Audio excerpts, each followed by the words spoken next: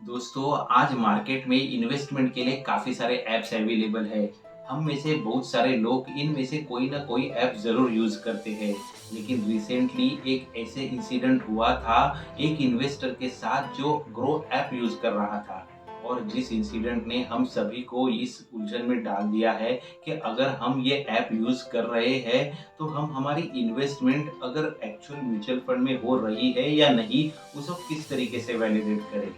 अगर इंसिडेंट के बारे में बोला जाए तो रिसेंटली जो इन्वेस्टर ग्रो ऐप यूज करके अपनी इन्वेस्टमेंट कर रहा था, वो जब अपना इन्वेस्टमेंट निकालने गया तब उसे ये पता चला कि उसका इन्वेस्टमेंट एक्चुअल में हुआ ही नहीं था। तो दोस्तों, अगर ऐसे सिचुएशन को हमें फेस नहीं करना है तो हम आज की वीडियो में एक ऐसे स्टेप बाय स्टेप तरीके को देखेंगे जो आपको ज़रूर मदद करेगा आपकी इन्वेस्टमेंट जो भी ऐप से आप कर रहे हो उसके साथ वैलिडेट करने के लिए।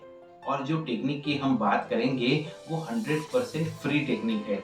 तो वीडियो को पूरा देखें, कोई भी स्टेप मिस किए बिना, ताकि आप ये प्रोसीजर को अच्छे से समझ पाए। आप कोई भी म्यूचुअल फंड में इन्वेस्ट क्यों न करते हो, इंडिया में म्यूचुअल फंड्स को मैनेज करने के लिए दो कंपनियां हैं। एक तो कैम्स और दूसरी के फिनटेक। यानी अभी जो आप लिस्ट देख पा रहे हो स्क्रीन पे, वो सभी म्यूचुअल फंड्स को कैम्स के द्वारा मैनेज किया जाता है। उसी तरीके से ये जो दूसरी लिस्ट है वो इन म्यूचुअल फंड्स की है जिनको के फिनटेक के द्वारा मैनेज किया जाता है। यानी अगर आप कोई भी म्यूचुअल फंड में इन्वेस्ट कर रहे हो तो वो आइदर कैम्प से मैनेज होगी या के फिनटेक से। तो अगर समझो हम हमारी इन्वेस्टमेंट का डेटा के फिनटेक और कैम्प्स ये दोनों में से निकाल लेते हैं और हम जिस भी ऐप के साथ हमारी इन्वेस्टमेंट कर रहे हैं उससे वैलिडेट करते हैं, तो जो भी रिजल्ट आएगा वो 100% करेक्ट होगा। और ये डेटा निकालने के लिए जो हमें वेबसाइट मदद करती है वो है campsonline.com। देखते हैं इस वेबसाइट का यूज करके हम कैसे हमारी इन्वेस्टमेंट का डेटा फेच कर सकते हैं।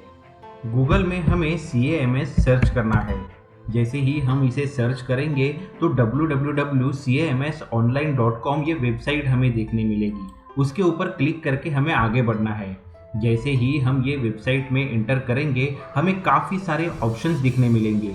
उसमें से MF इन्वेस्टर्स यानी म्यूचुअल फंड इन्वेस्टर्स यहाँ पे हमें क्लिक करना है। यहाँ पे क्लिक करने के बाद हमें जो भी आगे ऑप्शंस दिखेंगे उसमें transaction, statement, service request, supports ये सब अवेलेबल होंगे। यहाँ पे अभी हमें consolidated account statement for camps plus K fintech यहाँ पे क्लिक करना है। अभी इस पेज पे हमें जो ऑप्शंस दिख रहे हैं वहाँ पे आइदर हम समरी चूज कर सकते हैं या फिर डिटेल्ड अकाउंट स्टेटमेंट चूज कर सकते हैं। अभी मैं प्रेफर करूंगा कि हम डिटेल्ड अकाउंट स्टेटमेंट के साथ आगे बढ़ें। देखिए यहाँ पे current financial year, previous financial year या स्पेसिफिक पीरियड भी है। हम स्पेसिफिक पीरियड चूज करके आगे बढ़ते हैं। हमारी पूरी इन्वेस्टमेंट कवर करने के लिए हम 1990 के 1 जनवरी की डेट सिलेक्ट कर लेते हैं और टू डेट में करंट यानी टुडेज डेट हम एंटर कर लेंगे।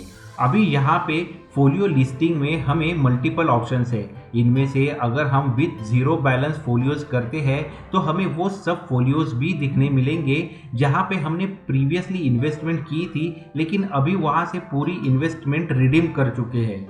अगर without zero balance folios choose करते हैं तो हमें केवल हमारी वो इन्वेस्टमेंट देखने मिलेंगी जहाँ पे हम फिलहाल इन्वेस्टेड है। वैसे ही ट्रांजैक्टेड फोलियोज और फोलियोज विद बैलेंस की केस है। अभी हम preferably with zero balance folios select करेंगे ताकि सभी हमारी इन्वेस्टमेंट आज तक की हमें विजिबल हो। अभी नेक्स्ट पॉइंट ईमेल आईडी का है। यहाँ पे हमें वो ईमेल आईडी डालना है जो हमने हमारी इन्वेस्टमेंट करते समय रजिस्ट्रेशन के लिए यूज़ किया था। मैं मेरे खुद की इन्वेस्टमेंट के लिए जो रजिस्टर्ड ईमेल आईडी है वो यहाँ पे एंटर कर देता हूँ। अभी जो भी डिटेल्स हमने एंटर की है उसके साथ हमें हमारी स्टेटमेंट ये मेल आईडी पे आएगी। साथ ही में वो एक अटैचमेंट के स्वरूप में आते हैं, तो वो अटैचमेंट को एक पासवर्ड देना भी ज़रूरी है। तो वो पासवर्ड क्या हो, वो पासवर्ड हम यहाँ पे एंटर करेंगे।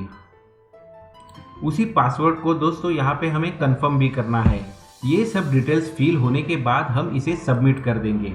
अभी ये स्टेटमेंट हमारे मेल आईडी पे आने के लिए कुछ मिनट्स ही लगते हैं। चलो अभी देखें तो हम लोगों ने 7:47 के समय पे ये रिक्वेस्ट जनरेट की हुई है। अभी हम देख सकते हैं रिक्वेस्ट जनरेट होने से दूसरे मिनट पे ही हमारे पास अकाउंट स्टेटमेंट जनरेट होके आ चुकी है। ये अकाउंट स्टेटमेंट को डाउनलोड करके हम इसको चेक करेंगे। अभी ये डाउनलोडेड अकाउंट स्टेटमेंट हमें पासवर्ड पूछती है ओपन करने के लिए, तो हमें वही पासवर्ड देना है जो हमने रिक्वेस्ट जनरेट करते टाइम एंटर किया था। अभी ये कंसोलिडेटेड अकाउंट स्टेटमेंट ओपन करने के बाद हम हमारे डिटेल्स के साथ ही हमारे पोर्टफोलियो की समरी भी देख सकते हैं।